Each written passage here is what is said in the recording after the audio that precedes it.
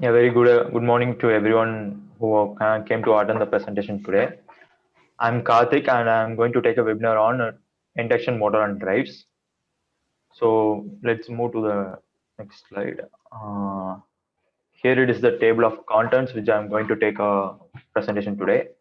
Electrical motors and some basic fundamentals regarding magnetic field and magnetic flux, torque protection, and what are the properties of electrical motors, which we are going to discuss about today. And then the main topic, induction motors and the converters used for induction motors, which are currently recently used in the market, and the software used. What are the software we are using in the academics to gain knowledge about the induction motors and drives, and in the in industrial area, what are the softwares we are going to use. Case study and evolution in the field. In case study, we are going to see about the market trends and how the development of induction motor and drives has been carried out over the period, and how the drives and all developed over the period of the in this digital era. And last, what are the job opportunities for the academic persons who are studying electrical engineering and electronics engineering. We'll discuss about the job opportunities in the current world today. So moving on to the next slide, electrical motors. Electrical motors are just but a device which converts electrical energy to mechanical energy. Right from our home to industry, any industry, we will see any devices which have motors. For example, fan. Right from our home, fan on kitchen, any kitchen appliances, refrigerator, AC, everything will have motors. When we go to industry, any industry, they will be having a lot of motors for various applications. So we are going to see the classification of electrical motors, which is nothing but AC and DC, alternating current DC, electrical motors and the direct current electrical motors. So again, electrical AC motors are being classified as synchronous and asynchronous motors. Asynchronous motors are also called as induction motors. And then DC motors are classified as based on the excitation, separately excited and self-excited. And there are a lot of motors, DC motors are there, series depending on the winding, series motor, shunt motor, compound motor, etc. Moving on to next slide, a magnetic field and flux. When you in regarding induction motor, it is based on the principle called Faraday's law of electromagnetic induction. This law states that when a current carrying conductor placed in a rotating magnetic field, it will experience a force and EMF is induced in it. So basically, this is the diagram shows here the magnet which surrounded by the flux lines. Magnetic unit of magnetic flux is Weber, and magnetic flux density is defined as a magnitude of flux present in the areas present in the defined area. So it is called, its unit is as Weber per meter square. Moving on to next slide. This is the induction motor. Induction motor has been classified as depending upon the power supply given to the induction motor as a single phase induction motor and a three-phase induction motor. And the type of the motor arrangements, based on the type of motor arrangements, it has been classified as squirrel cage induction motor and slip ring induction motor. Here you can see the diagram. In case of squirrel cage induction motor, the rotor has been designed to as like a squirrel cage, which have been used in the previous era. The rotor is defined as like a squirrel cage. So when compared to if you come to slip ring induction motor, it is basically having the rotor windings as designed as the conductors are inserted in the rotor and have been short circuited, not have been short circuited as like in squirrel cage induction motor. In slip ring induction motor, it has been connected to the brushes through slip rings so that we can connect to the external resistance in order to control the speed of the induction motor. So basically, that is the basic difference between a squirrel cage and a slip ring induction motor. Moving on to next slide, induction motor components. So basically, a motor consists of a outer body called frame, and then basic motor has stator and rotor windings. Stator is called stationary, and the rotor itself is a rotating part. So basically, every motor has a cooling fan, which used to dissipate the heat which is produced in the during operation. Bearings are used in the induction motor to ensure the free rotation of the load. Moving on to next slide, squirrel cage induction motor.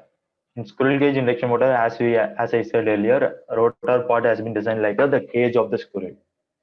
So what are the advantages and disadvantages we're going to discuss today? Now, when come to advantages of squirrel cage induction motor, it is low cost and low maintenance.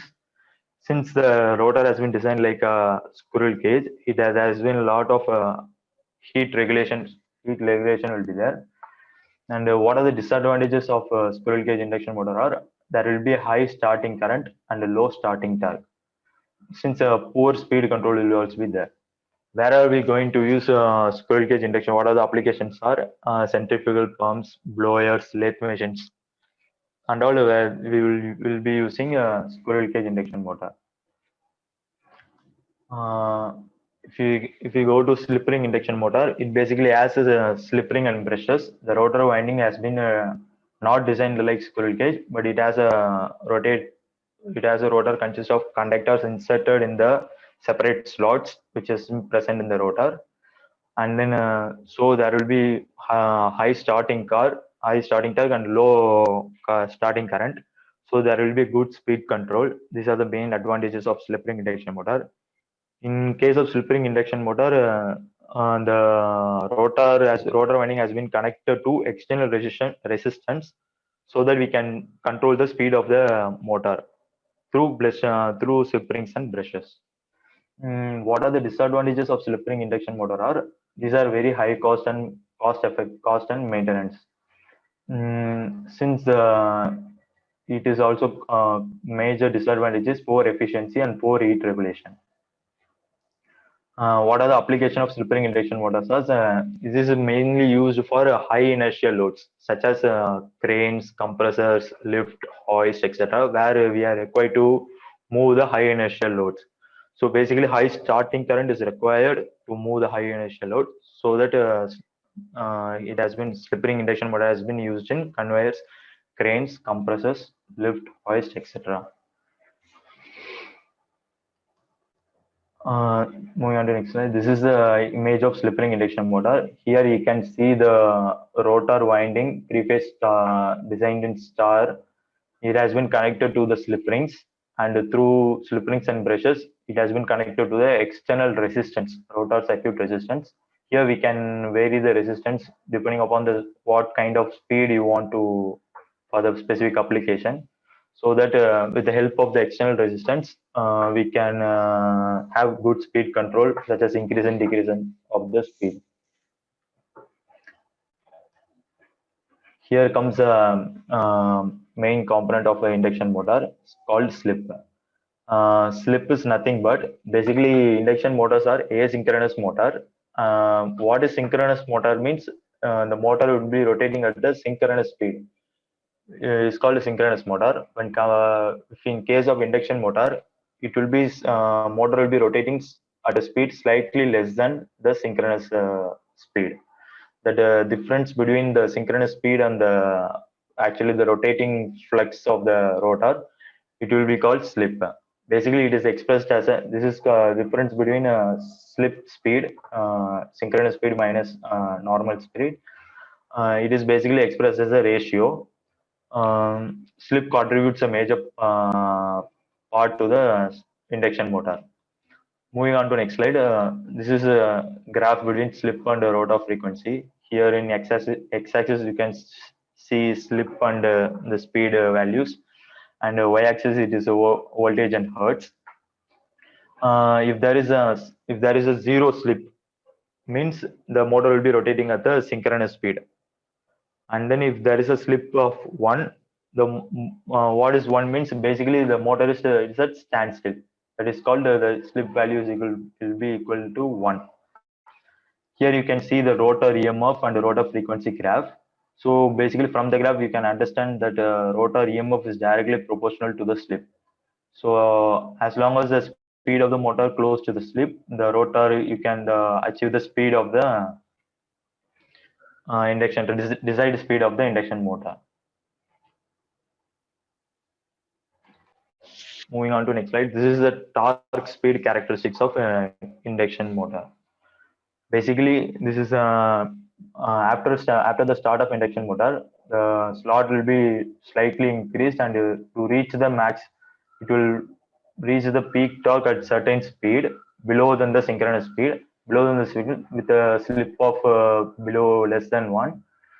And after that, after reaching the synchronous speed, the torque will be 0, so it will be like free rotating. The motor is rotating at a free speed. This is the torque speed characteristics.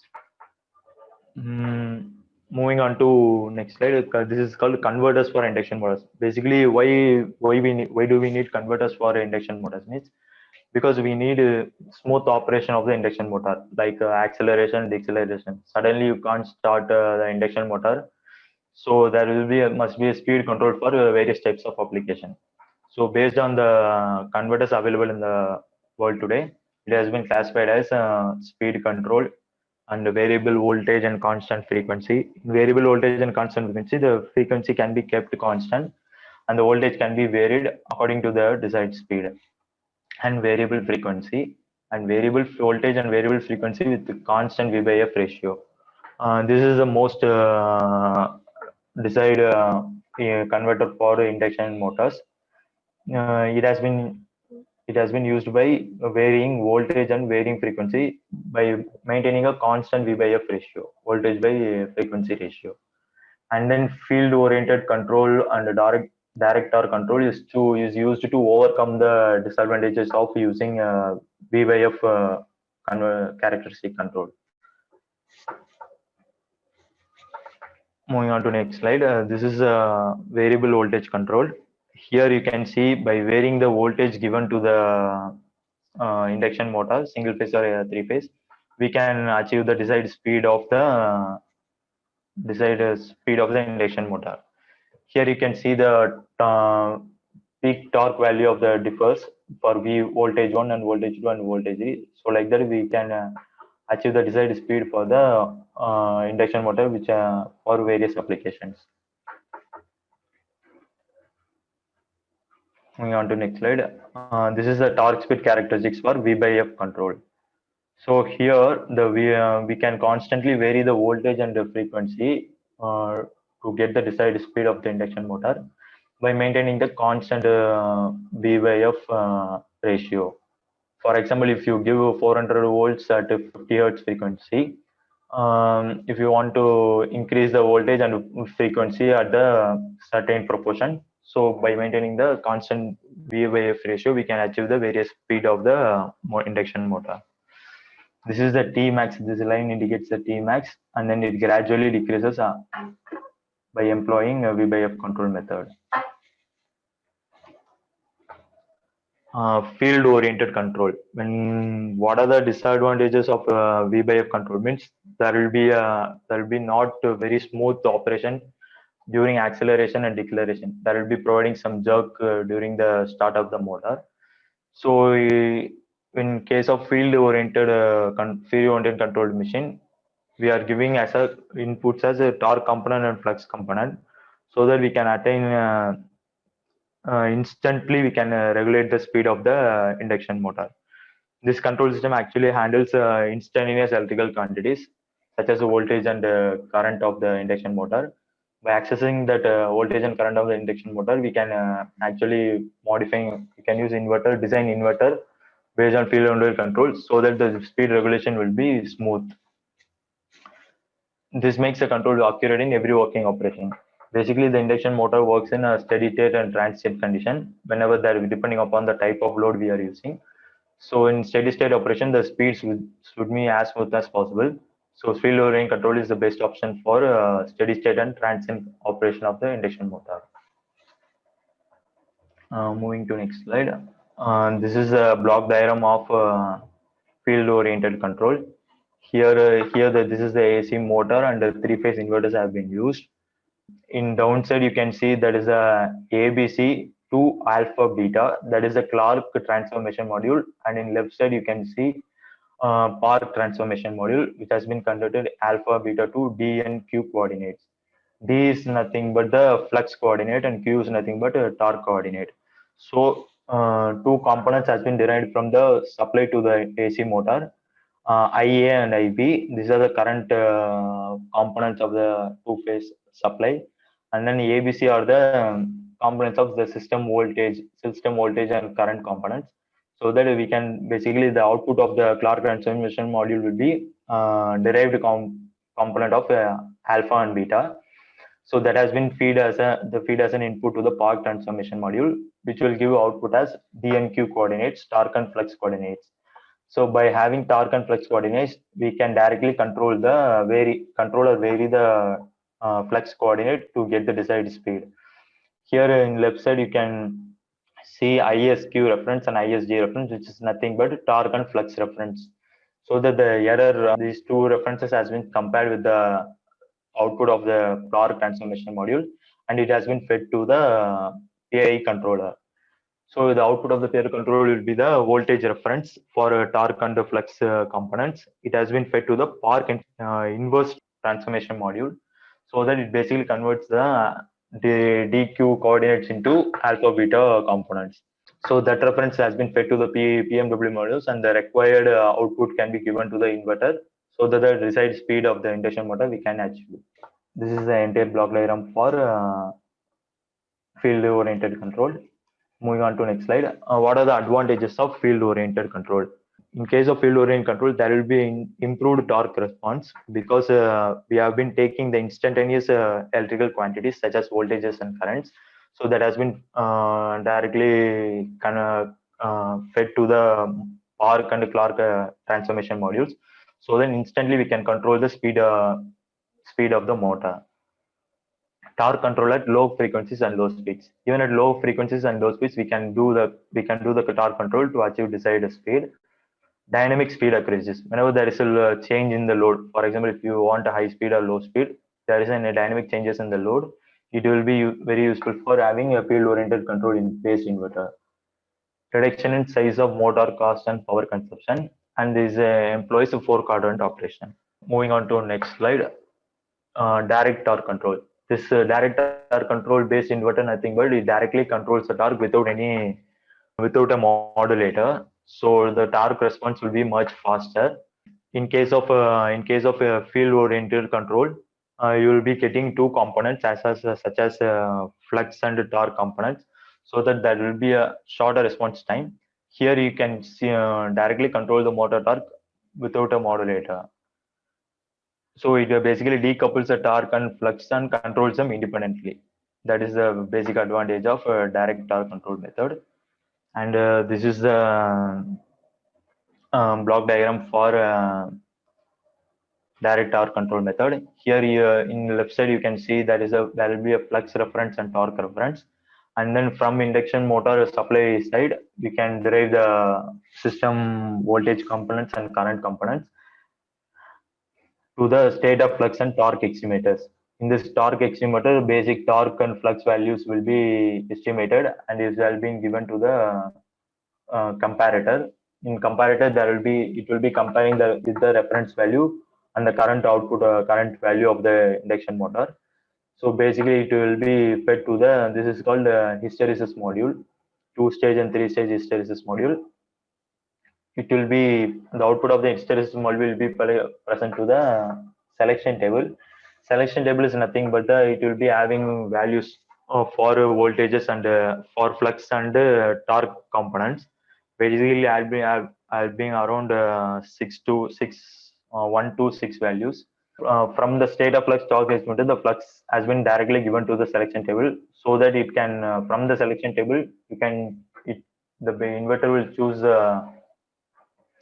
decide flux and torque components and basically fed to the voltage source inverter to achieve the desired speed of the induction motor.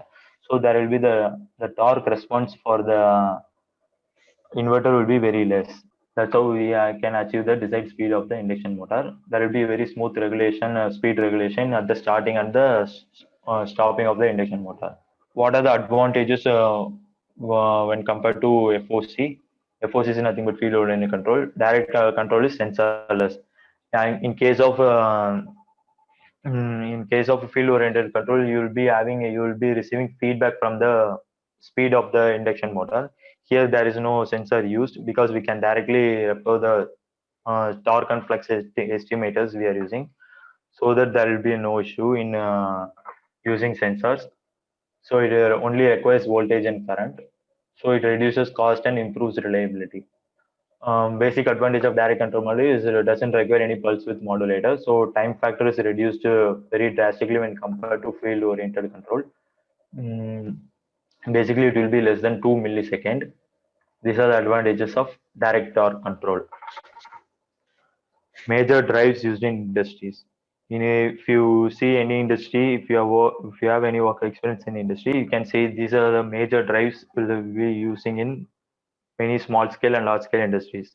Lindsay drives, Sanyo Denki drives, Mitsubishi drives, and Rexroth drives. Sanyo Denki and Mitsubishi are based on Japan-based industries, which has been producing drives, and the Rexroth drives has been used for AC three-phase induction motors, and Sanyo Denki and Mitsubishi drives can be used for single-phase and three-phase induction motors. And Lindsay drives they can be used for these conveyor belts.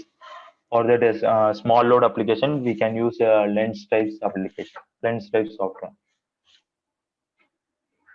Evolution in the field from domestic uses to industrial motors. Induction motors are used everywhere from domestic uses to industrial uses. Basically, electrical vehicle also employs induction motors. From small scale industry to large scale industries, induction motors are present everywhere. According to the type of load, the kilowatt and ratings of the induction motors are different. So basically, everywhere in the induction motor, there will be a lot of induction motor using in every industry. What are the softwares used in academics? You can use MATLAB software for studying the waveforms of torque, rotor speed, rotor currents, stator currents, and torque speed. Various types of characteristics have been studied using MATLAB software. And in industry, many softwares are there depending upon the type of drives you are using. For example, if you use a Rexroth drive based on Germany drive, you can use a Syntop software for monitoring real-time speed, current readings, and characteristics. You can basically see real-time speed and current readings using this Syntop software. So basically, you don't need to have any special learning for this software. It will be very easy, and when you are have work experience in any industry based in any industry. What are the market trends present in the current world? Actually, in 2000, global induction motor was worth US dollars $15.4 billion. So basically, what is the market trend for induction motor is around $1 billion, $15 billion. By 2024, it will be assumed to increase to $24 billion due to the increased sale of EVs. So basically, electrical vehicles are a new trend in the market. So there will be a lot of induction motors have been employed in the electrical vehicles also. So there is an estimate of around 224 billion in US by 2024.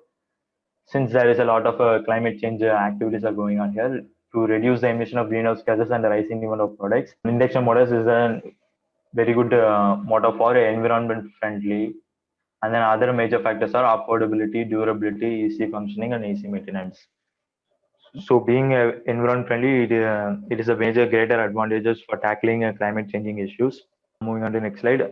These are the top players in induction motor: ABB, Amitech, Emerson Electric, Siemens. These are the major companies which has been manufacturing induction motors and drives and converters for induction motors. These are the companies which provide low cost drives and high cost drives also for small scale and large scale industries.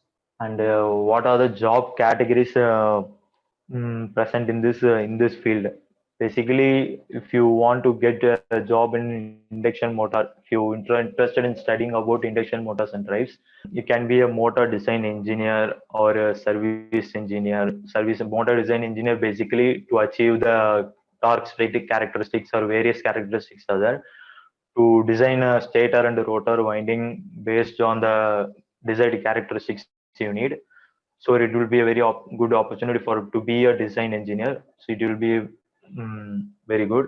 And then service engineers, which you can study the existing induction motors and various types of induction motors and various types of drives.